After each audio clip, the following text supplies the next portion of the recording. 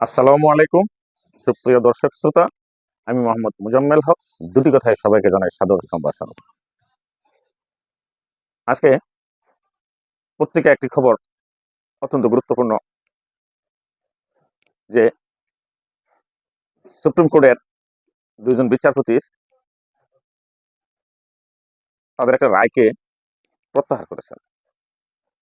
তারা একটা রায় দিয়েছিল, কিন্তু সেই রায়টার বিস্তারিত রায় লেখার সময় একজন বিচারপতি বিব্রত বোধ করেন এবং সেই রায়টা প্রত্যাহার করে উচ্চ আদালতে প্রেরণ করেন। যে বিষয় নিয়ে খুব বিতর্ক হচ্ছে।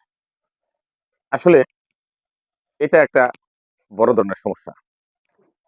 বিচারপতি একটা রায় দিবেন, আবার কিছুদিন পরে নিজেই সেই রায়টাকে প্রত্যাহার করবেন, অস্বীকার করবেন, বাতিল করবেন।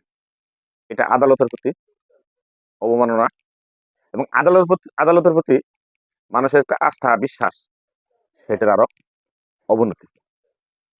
আমরা জানি বিচারপতি এমন ভাবে চিন্তা ভাবনা করে রায় দেন যেখানে তার ব্যক্তিগত পক্ষপাতমূলক কোনো আচরণই থাকবে না। এবং বিচারপতি যখন বিচারপতি হন তখন তাকে একটা শপথ নিতে হয় এবং সেই শপথে উপর ভিত্তি করে তাকে দায়িত্ব পালন করতে হয়। এখন অনেকেই বলার চেষ্টা করছে এই বিচারপতি দ্বয় শপথ ভঙ্গ করেছেন। এই শপথ ভঙ্গ করেছেন কথাটা আমার কাছে ব্যক্তিগতভাবে অত্যন্ত হাস্যকর মনে হয়েছে। কারণ আমাদের দেশে বিভিন্ন পদে দায়িত্বরত ব্যক্তিবর্গ দায়িত্বের শুরুতেই নিয়োগপ্রাপ্ত হয়েই শপথ বাক্য পাঠ করেন এবং শপথ বাক্য পাঠ করার পর তাদের প্রথম এবং প্রধান কাজটা হলো সেই শপথকে ভঙ্গ করা। কারণ শপথটা তারা পাঠ করে দায়িত্ব পালনের উদ্দেশ্যে না, শপথকে ভঙ্গ করার উদ্দেশ্যে। কারণ এই যে বাংলাদেশের প্রেক্ষাপটে কত ঘটনাই ঘটতেছে, আদৌ কি কোনো নেতা, কোনো কর্মরত ব্যক্তিবর্গ, সাংবিধানিক ব্যক্তিবর্গ কোনো শপথ রাখতেছেন? যদি তারা তাদের উপর যে শপথ বাক্য আরোপ করা হয়েছে বা তারা যে শপথ পাঠ করেছে সেই শপথটা যদি তারা মেনে চলতেন, তাহলে কি দেশের আজকে দুর্দশা হয়? অবশ্যই হয় না। আমাদের সাবেক প্রধানমন্ত্রী উনি যদি শপথটাকে গুরুত্ব দিতেন, তাহলে কি তিনি স্বৈরাচারী ফ্যাসিস্ট হতে পারতেন? আমার তো মনে হয় না। এছাড়া ওনার যে মন্ত্রী পরিষদের প্রত্যেকটা সদস্যবৃন্দই শপথ নিয়েছিলেন, তারা কি তাদের শপথ রক্ষা করেছেন? আমরা কি সেটা বলতে পারি? অবশ্যই না। কারণ তারা যদি শপথ রক্ষা করতেন, তাহলে দেশের সম্পদ লুটপাট করতে পারতেন না, পাচার করতে পারতেন না, স্বজনপ্রীতি করতে পারতেন না এবং দায়িত্ব অবহেলা করতে পারতেন না, বৈষম্য সৃষ্টি করতে পারতেন না। কিন্তু আমাদের দেশে তো পদে পদে বৈষম্য, রন্ধে রন্ধে দুর্নীতি, এগুলো করে কে? এগুলো তো করে অবশ্যই শপথ বাক্য পাঠ করার ব্যক্তিবর্গরাই করে। কারণ প্রধানমন্ত্রী শপথ লঙ্ঘন করলে তার অধীনস্থ মন্ত্রী পরিষদ শপথ লঙ্ঘন করে, মন্ত্রী পরিষদ শপথ লঙ্ঘন করলে তাদের অধীনস্থ কর্মচারী কর্মকর্তা তাদের উপর দায়িত্ব এবং শপথ লঙ্ঘন করে। এবং বাংলাদেশের প্রেক্ষাপটে শপথ লঙ্ঘন একটা স্বাভাবিক কাজ। আজকে দুজন বিচারপতি একটু বিরূপ মন্তব্য করছে, একটু বিব্রত বোধ করছে, বিদায় তাদের শপথ লঙ্ঘন হচ্ছে। এটা কি প্রথম? অবশ্যই না। কারণ শপথ লঙ্ঘন করা আমাদের দেশের ব্যক্তিবর্গদের একটা স্বাভাবিক কার্যক্রম। কাজেই এরা শপথ লঙ্ঘন করবে, শপথ পাঠ করবে, এতে তাদের গায়ে বা অন্তরে কোনো অনুভূতি নেই। এই ক্ষেত্রে তারা অনুভূতিহীন।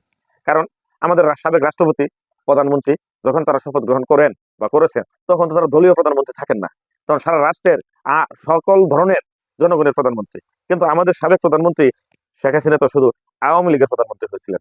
আওয়ামী লীগের জন্য তার হৃদয় ছিল উদার, কিন্তু আওয়ামী লীগ ছাড়া অন্য কারোর জন্য তো তার মনের কোনো স্থান ছিল না। যে কোনো সুবিধা, যে কোনো সুযোগ আওয়ামী লীগকে দিতে হবে। যে কোনো মার্ডার কেসকে বিনা শর্তে ক্ষমা করা, সেটা আওয়ামী লীগকে করতে হবে, এমন একটা চিন্তা নিয়ে তো দেশ চলছিল। একটা পর্যায়ে আওয়ামী লীগের আগে বিএনপিও একই কাজ করছিল, জাতীয় পার্টিও একই কাজ করেছিল।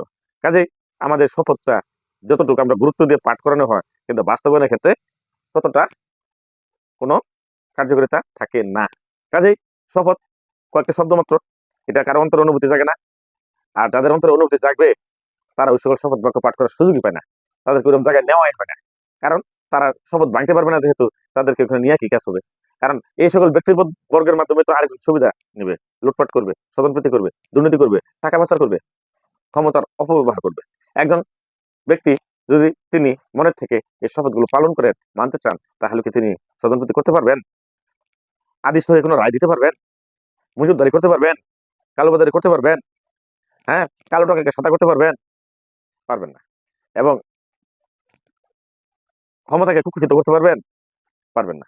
কাজেই আমাদের দেশে শপথটা শুধু আনুষ্ঠানিকতা মাত্র, বাস্তবতার ক্ষেত্রে এর কার্যকারিতা শূন্য। কাজেই যদি শপথটা পাঠ করানোর একটা উদ্দেশ্য থাকে যে তিনি এই শপথটা মানবেন, মানলে দেশ এবং জাতির জন্য কল্যাণ হবে।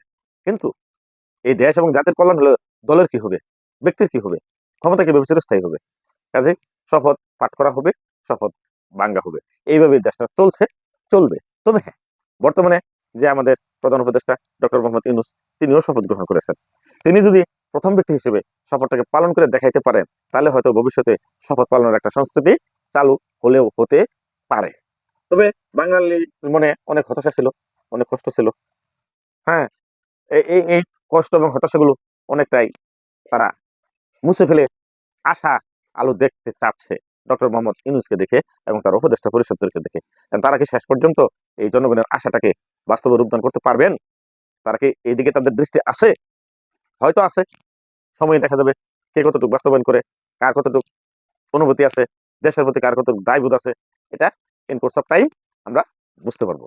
কাজেই শপথ যদি কোনো ব্যক্তি মেনে চলে, তাহলে দেশ অবশ্যই সমৃদ্ধ হবে, উন্নত হবে এবং এদের কৃষ্টি কালচার আরো অনেক অভিজাত হবে এবং বিশ্বের ইতিহাসে, বিশ্বের বুকে তারা মাথা উঁচু করে দাঁড়াইতে পারবে। কারণ যারা এগিয়ে গেছে, তাদের এগিয়ে যাওয়ার পিছনে এই শপথ একটা গুরুত্বপূর্ণ বিষয়। কারণ আমি শপথ যখন করতেছি, তখন শপথ ভাঙতে গেলে তখন অন্তরে একটা ভীতির সঞ্চার হবে। যদি সেই অন্তরে অনুভূতি থাকে, অন্তরটা সতেজ থাকে, অন্তরটা পবিত্র থাকে, আর যদি কুলুষিত হৃদয় এই শপথ বাক্য পাঠ করে, এই শপথ পাঠ করা যে কথা, না করা একই কথা। কাজেই আজকে বাংলাদেশের প্রেক্ষাপটে আজকের যে দৈন্যদশা, আজকের যে হতাশা, আজকের যে চরম দারিদ্রতা, বৈষম্য, এই সকল পিছনে আমাদের ব্যক্তি মানুষের এই শপথ ভঙ্গের একটা কারণ লুকিয়ে আছে। তবে যদি সকলেই বা অর্ধেক অংশ লোক, যদি 50% লোক যদি শপথটা রক্ষা করতো, তাহলে আজকে আমাদের রন্ধে রন্ধে দুর্নীতি হতো না, স্বজনপ্রীতি হতো না, ক্ষমতার অপব্যবহার হতো না। কাজেই আমরা এই শপথটা আমরা রক্ষা করব, এবং মেনে চলবো, এই আশাবাদ ব্যক্ত করে আজকের দুটি কথা এখানে শেষ করছি। আসসালাম।